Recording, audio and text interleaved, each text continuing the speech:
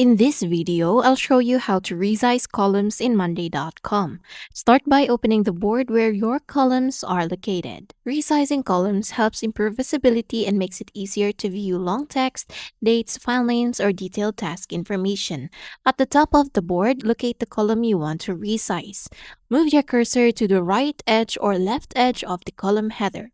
Once your cursor changes into a resize icon, click and hold the edge of the column.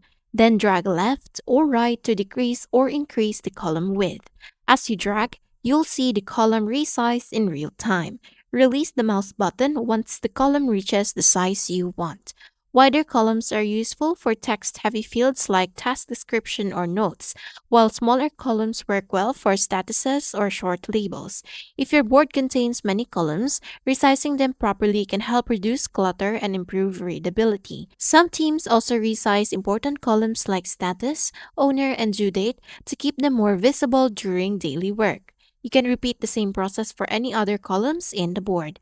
And that's how to resize columns in Monday.com.